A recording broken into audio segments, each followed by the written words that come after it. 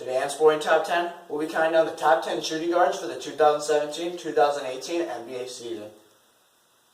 And at number 10, we have Avery Bradley from the Detroit Pistons. Now, Avery Bradley, going from the Boston Celtics to the Detroit Pistons, his offensive game might need some time to adjust with his new group that he's playing with. But what is not a question is Avery Bradley's defensive game. He is the best elite perimeter defender in the league. His skills with his quick hands and stuff are just unmatched. He could guard a bunch of the top NBA players in the league. And he's a dynamic wing shooter on the offensive end, and he's an all-around scorer. Reggie Jackson will look to get him the ball this year. At number 9, we have Dwayne Wade from the Cleveland Cavaliers. Now, Dwayne Wade is reuniting with his buddy LeBron James. LeBron James and D. Wade, with their dynamic duo in Miami, are bringing it to Cleveland. Their chemistry is off the charts, probably one of the best in NBA history. And D. Wade himself is a proven superstar, as he is a consistent all-star year after year. He's probably over a 10-time all-star. He is a dynamic scorer in his days with the Heat, and he will be a dynamic scorer here. He'll probably be a borderline starter for the Cleveland Cavaliers. At number 8, we have C.J. McCollum from the Portland Trail Blazers. Now, C.J. McCollum has improved his game year after year after year. He's even won the most improved player a couple years ago. But he's now entering his prime with his backcourt buddy in Damian Lillard, who is elite. And I feel like Damian Lillard could catapult C.J. into elite as well. C.J. is a great shooter, and he is a dynamic scorer out of Lehigh. At number 7, we have Dion Waiters from the Miami Heat. Now, Dion Waiters has always been a great scorer. He has thrown up some terrible shots in the past. He shoots a lot, but he heats up quick. But now he will need to be more of a leader for this Miami Heat team, as he is their number one scoring option now. And like I said, he's a great scorer. Now, with Goran Dragic and Hassan Whiteside, he will need to learn how to share the ball with them. But Goran Dragic will get him the ball, and Dion Waiters could play point guard or shooting guard. At number 6, we have DeMar DeRozan from the Toronto Raptors.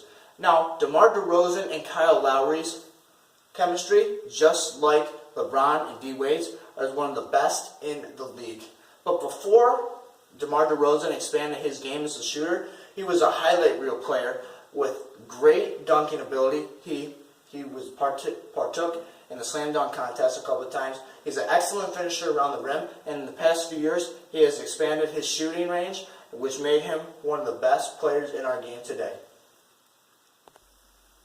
At number 5, we have Victor Oladipo from the Indiana Pacers.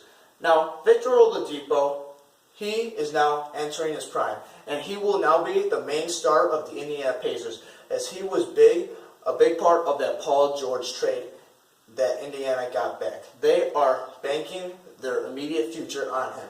And he is now back in his home state of Indiana, as he played college ball for the Indiana Hoosiers. And he is a great finisher around the rim. He can play both the point guard and the shooting guard positions. And he's a great finisher, like I said. I am a Magic fan, so I'm hoping the best for Victor Oladipo as we drafted them.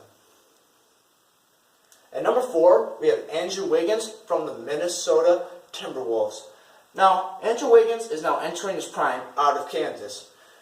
And with new additions such as Jimmy Butler, a lock-up defender and a great scorer, and Jeff Teague, a new addition from the Atlanta Hawks, these could prove beneficial. And Wiggins is a great all-around player. And also, with Karl Anthony Towns as his center, he will provide good offense for them.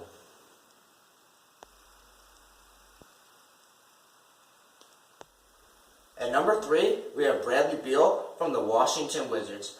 Now, Bradley Beal is a dynamic scorer, and him and John Wall have great chemistry in the backcourt for the Wizards. They have been together for a long time now. This will be a great dynamic duo for years to come. And he is now entering his prime with Wall. This will be a great matchup.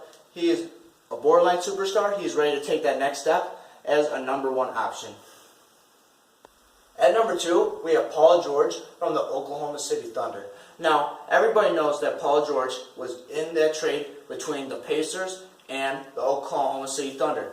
He is now with Carmelo Anthony and Russell Westbrook.